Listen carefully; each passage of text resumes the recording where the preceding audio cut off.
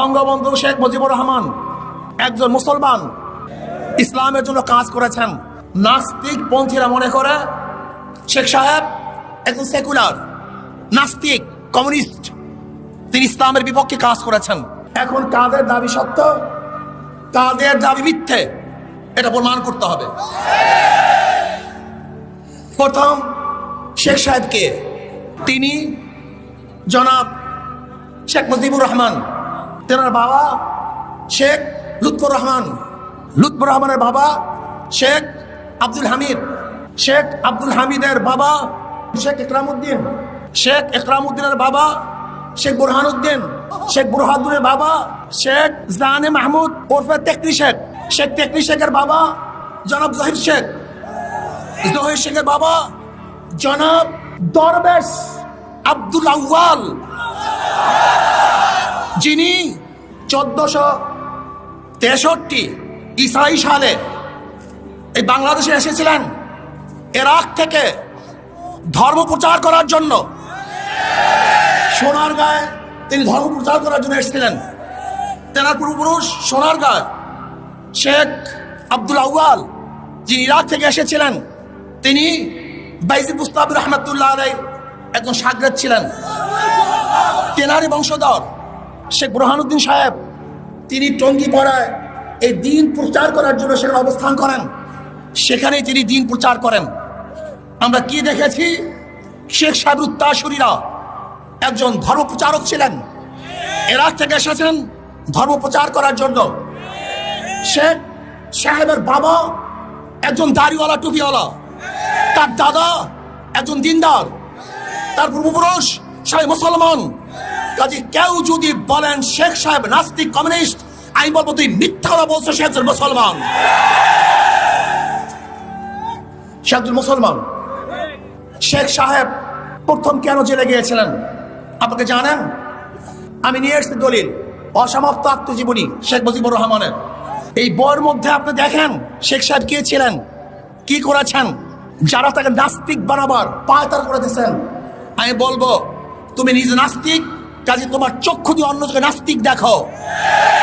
তুমি যদি মুসলিম হও তাহলে তোমার চক্ষু দিয়ে আরেকজন মুসলিমই দেখবা। আমি কিছু প্রমাণ দিই। এটা হলো আমাদের বর্তমান মাননীয় প্রধানমন্ত্রী, তিনি সম্পাদনা করেছেন।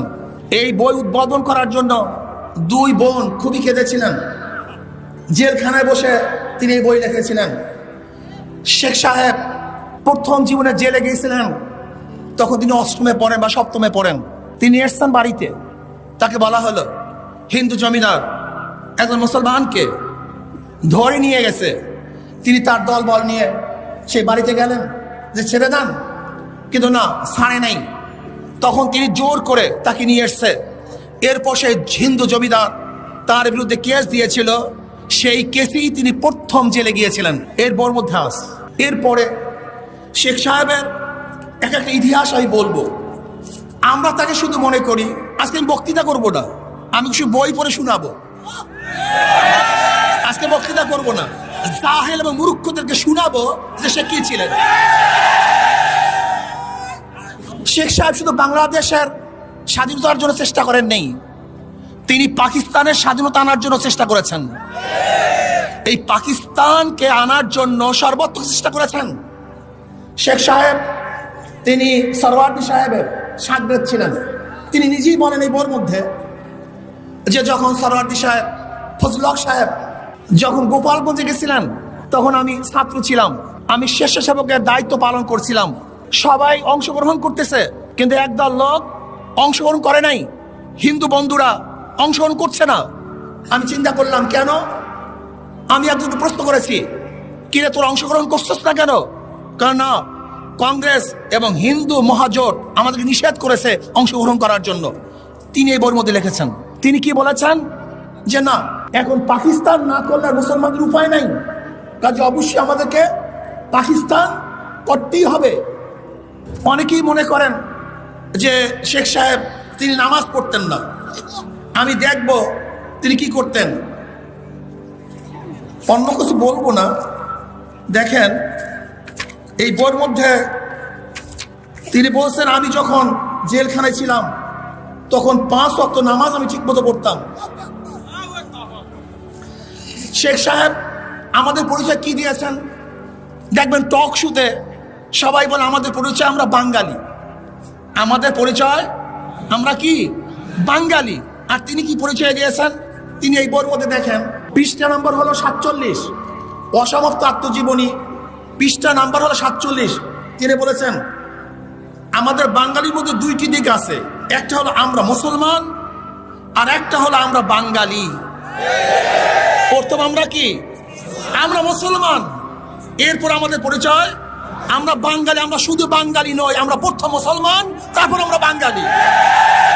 এটা প্রথম জাতীয় পরিচয় আমাদেরকে থাকতে হবে। আমরা প্রথম মুসলমান, তারপর কি আমরা বাঙালি। দিল্লিতে যখন তিনি ঘুরতে গিয়েছিলেন, মুসলমানের প্রতি আকর্ষণ কি ছিল? মুসলমানের প্রতি আকর্ষণ কি ছিল দেখেন।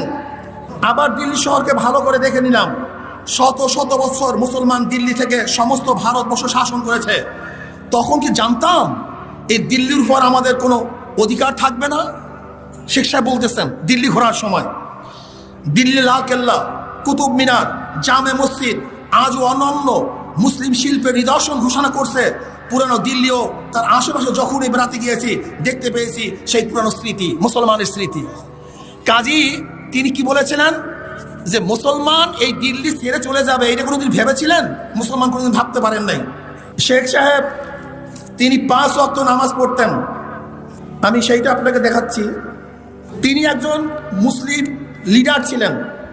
তিনি বলেন, এটা 169 পৃষ্ঠা। কি বলেন? মাওলানা সাহেবের সাথে আমরা 3 জনই নামাজ পড়তাম।